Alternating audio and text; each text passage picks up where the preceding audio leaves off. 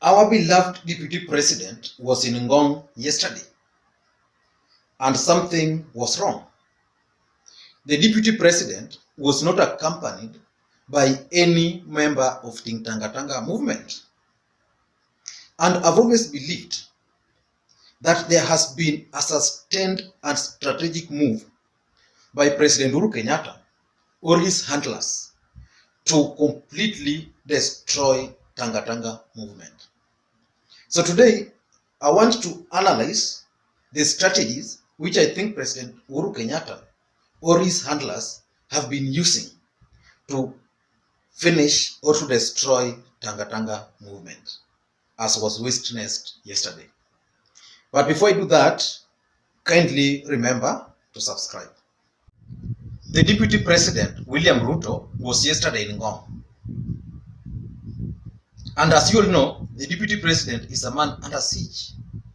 He has been under a lot of pressure in the past few months. And yesterday, just like I keep on saying, in politics, everything is important.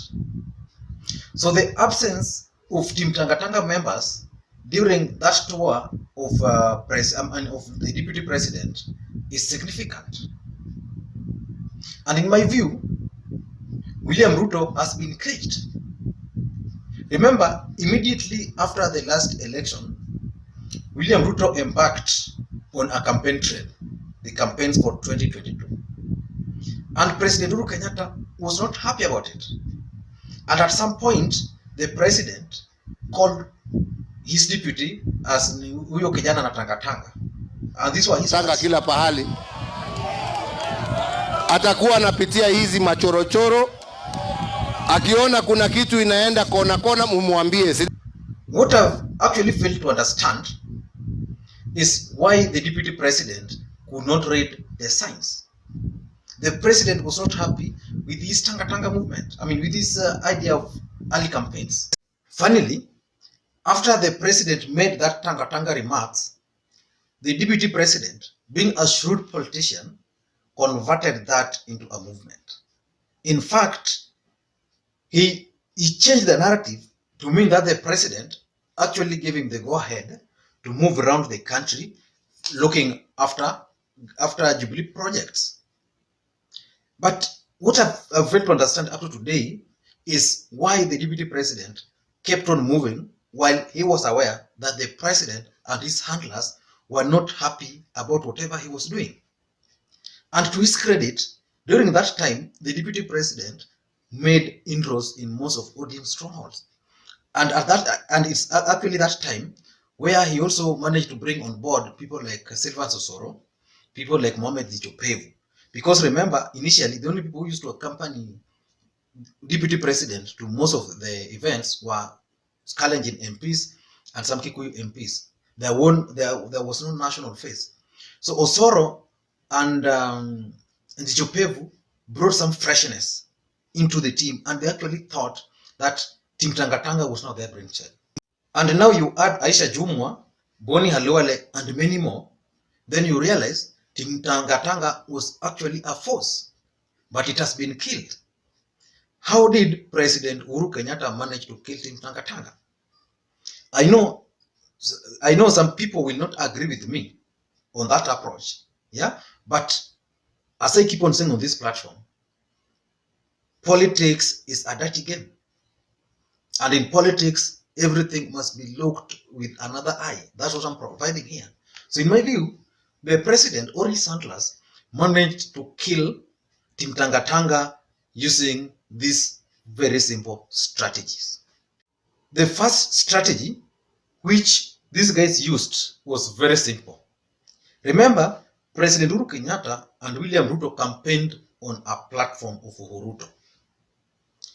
And because of the nature of our politics, which is tribal, these guys got votes almost to a man in Rift Valley and in Central.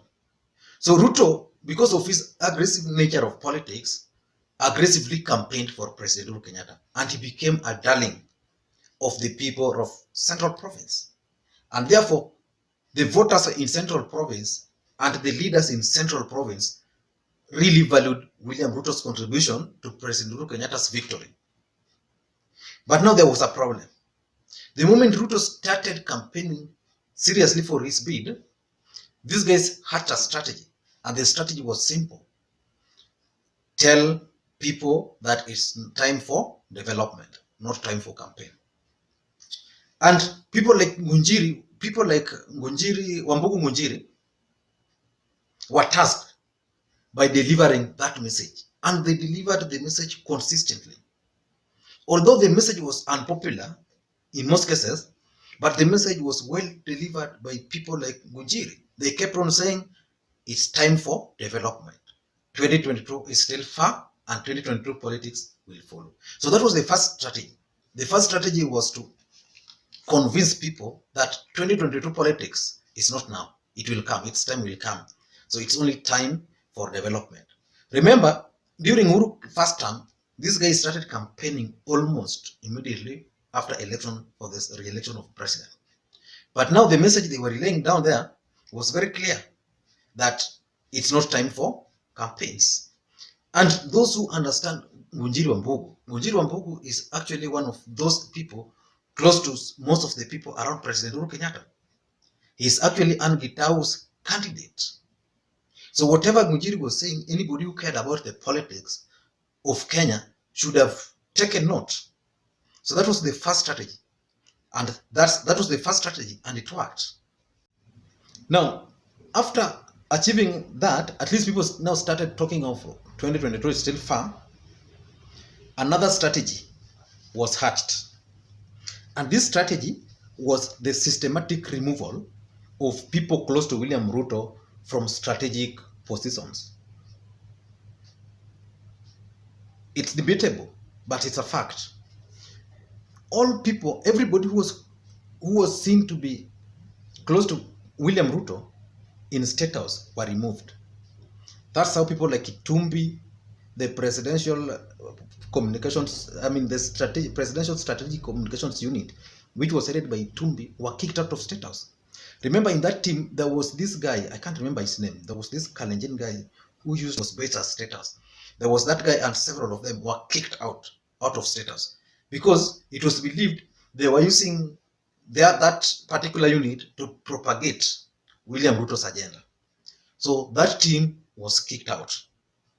Then after that team was kicked out, then now another strategic team were actually shown the door. Remember, William Ruto, it is said, is a shrewd politician. So strategically, during President Uhuru Kenyatta's first term, William Ruto placed some of his people in strategic positions. And at Kenya Pipeline, he had Joe Sang. And at Kenya Power, William Ruto had Ken Tarus. And at NHIF, he also had someone. And all these people were now a target. Because there was a feeling in the government that probably what most of these people were doing, they were placed there to help William Ruto raise money for campaign. For example, I wanted to ask you guys, ever since Tarus was kicked out of Kenya Power, have you ever seen William Ruto launching electricity anywhere? Yes or no? Because Tarus was being used to help him do that. And also to help him help his people get tenders for 2022 campaigns. And at Kenya Pipeline, it was the same. The Shachem scandal. If you remember, if you know that about that scandal, it was said it was partly to be used to fund the 2022 campaign. And these guys have been shown the door.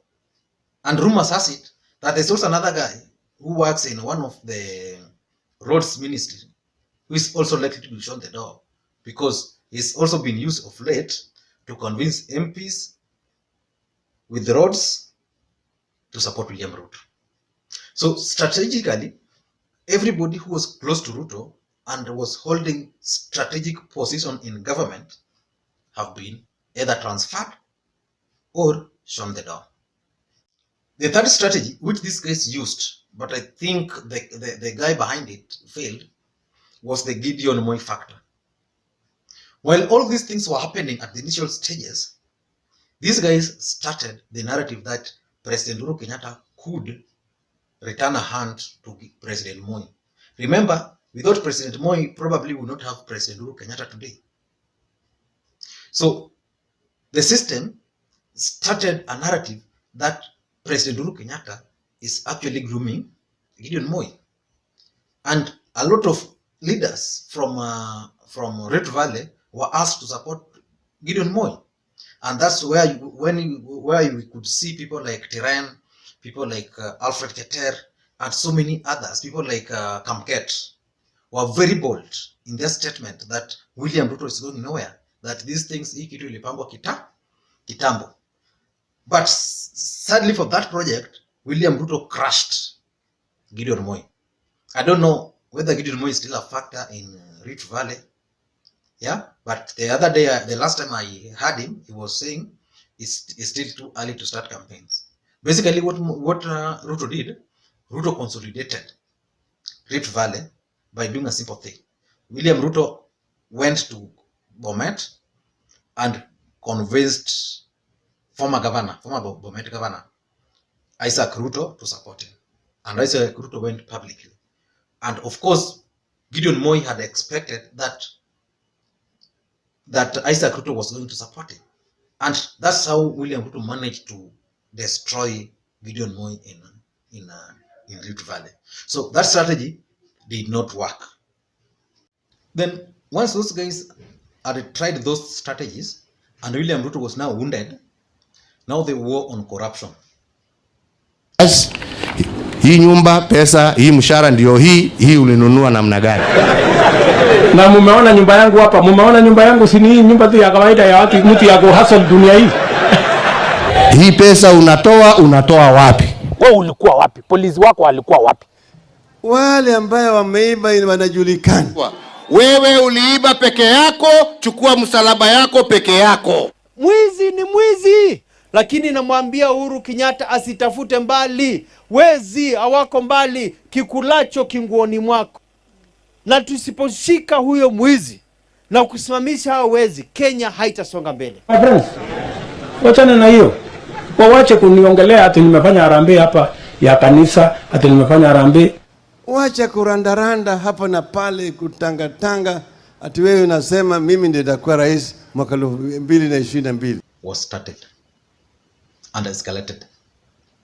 And remember, if you want to know how serious this war was, listen to two guys, not two guys really, but one guy called Francis Atwoli.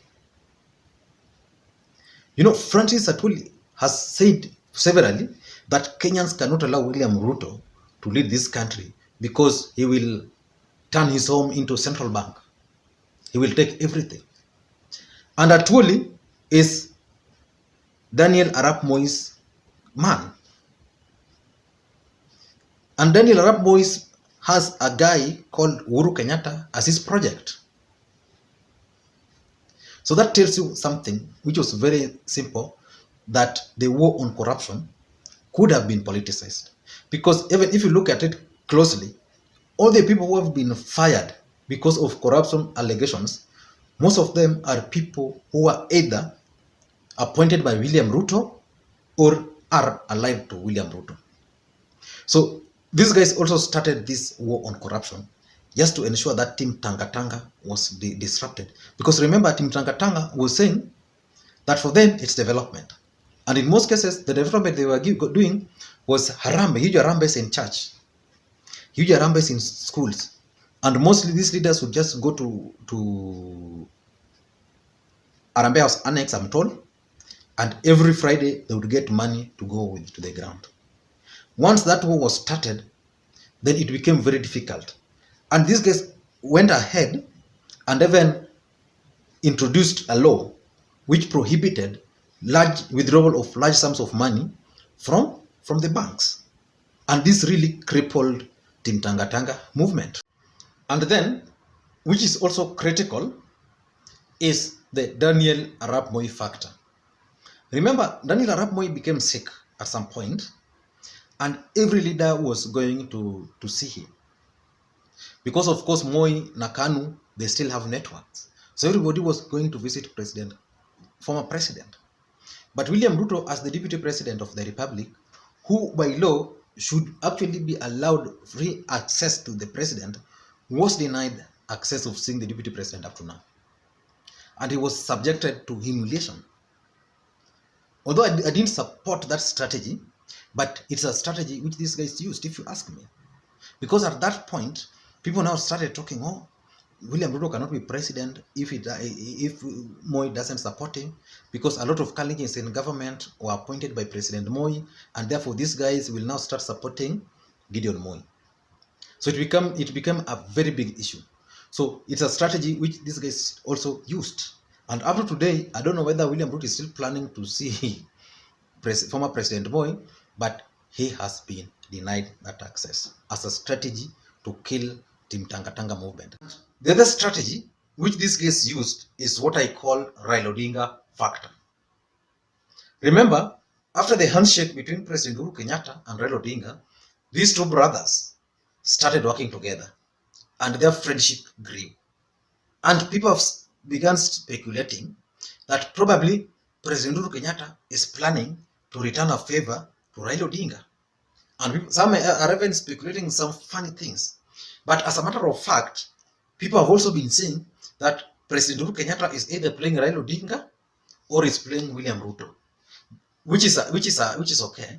He could be playing Raila and he could be playing William Ruto, which is okay. But the implication is very simple. If Raila Odinga, let's assume Raila Odinga was not working with the President Uhuru Kenyatta, do you think all these things happening to William Ruto would be happening?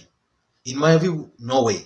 Because William Ruto would simply go and combine forces with Raila Odinga, and President Uhuru Kenyatta will be in trouble. And now that Raila Odinga is supporting President Uhuru Kenyatta, it's very difficult for William Ruto to bolt out. William Ruto, as a matter of fact, doesn't have any option today. Because the only option he had was going to Raila Odinga. And Raila Odinga is already with President Uhuru Kenyatta. So it's that simple.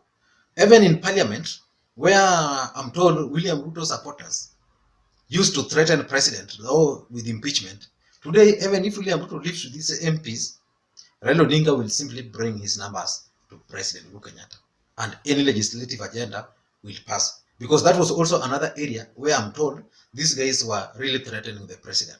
So Raila Odinga is a strong factor which these guys have used to destroy and to kill Tanga Tanga. Remember, initially what these guys used to do, they used to say, oh, we are going to William Ruto because he's in government. We can no longer remain in opposition. He's in government. So today, you can't do that because even Raila is in the government with his brother. Yeah? So people like Aisha Juma and Reverend Osoro are finding it very hard. People like Mohamed Jichopepu, who are saying they were elected by the people to serve them, and what they were doing to serve is to go for government projects through Ruto. They can no longer use that because anybody, even Raila, can talk to his brother Uhuru and effect certain things. So it has become very difficult for Team Tanga Tanga. So Raila Odinga factor has really destroyed William Ruto. And lastly is the elevation of Fred Okengo Matiang'i. Remember, Fred Matiang'i and William Ruto have been in cabinet like now I think 6 years. But after these elections and Matiang'i was promoted to the Ministry of Interior, their relationship has not been the best.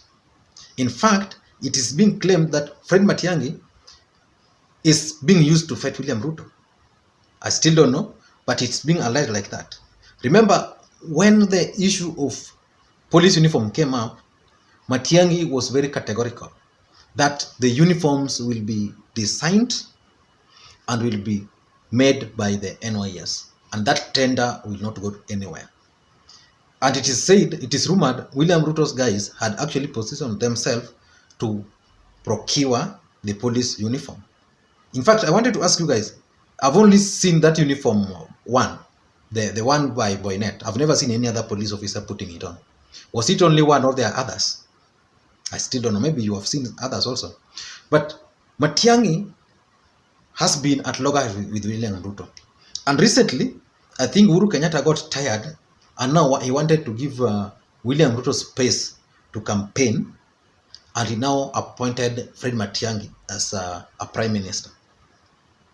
So Fred Matiang'i has been appointed as the guy who will be in charge of the government agenda, especially projects in the whole country. So it's very simple. William Ruto will no longer use government projects as a campaign strategy. If William Ruto wants to go and launch a road through a minister, that minister will have to go to Matangi, and Matangi will have to give okay. And if Matangi will say no, then basically that project will not be launched. Yeah. The other thing is, because there were a lot of noise that, especially in Central, that there are no government projects there. So the president now wants Matangi to identify those government projects, and those projects will be completed without the politics. Because in most cases, some of the projects, like I know a road in Same here, there's a road from, I think, from Kombewa up to Maseno. That road was launched several years ago in Kombewa, and it's almost in Maseno. The other day, William Ruto was in Vihiga. You know, part of Maseno is in Vihiga, and he launched that same road. You know, those are the kind of things people don't understand. And those are the things, because one of the Matangi's role will also be to communicate about government projects. So those are some of the things which I think President Uhuru Kenyatta doesn't want to be embarrassed about. So he's going to give Matangi, I mean, he has given Matangi that role. So by giving Matangi that role, it means therefore that William Ruto will no longer have powers to go and supervise any government project as the Deputy President of the Republic of Kenya. It's that simple. You could be having any other strategies which you think in this case have used to kill Tanga Tanga, but in my view, I think Tanga Tanga movement has been silently and strategically killed. It is destroyed. There will be no Tanga Tanga movement. Maybe a new one, but between now in the next 2019, you won't see Tanga Tanga movement. Because as a matter of fact, even in Central, where these MPs were the key supporters of Tanga Tanga movement, there has been a strategy to silence most of those. And that's why you see people like Moses Kuria are now hiding behind the Democratic Party of Kenya. And people like Kimani Ichung'wah are really finding it very rough on the ground. So it's going to be very interesting moving forward. But I think William Ruto as an individual is a shrewd politician, and he might overcome. And remember the way he handled the latest siege. William Ruto was campaigning, and all of a sudden, Joho, ODM, blah blah, started campaigning after Matangi was elevated. William Ruto did one thing. This weekend he did not campaign, and he said that it's too early to campaign. Kenyans should relax. So it means he's also back to the drawing board. And William Ruto is a shrewd politician. We don't know what he still has in store. But as of today, I think William Ruto and his Tanga Tanga team have been caged by the system. They don't have any voice. Thank you guys for watching. And please, if you are bumping onto this video for the first time, feel welcome to subscribe. And I want to say, those who have always contacted me, sometimes, I mean, nowadays I receive a lot of messages. I respond to all of them. But there are certain issues which most of you want me to talk about, and I'll be talking about them. But I can't talk about them just instantly. Some of them I have to research. But there's a guy who sent me a message, and that message is going to form one of my videos, I think tomorrow. Thank you guys for watching, and please remember to leave a comment and also just a thumbs up if you like the video. Thank you. Bye bye.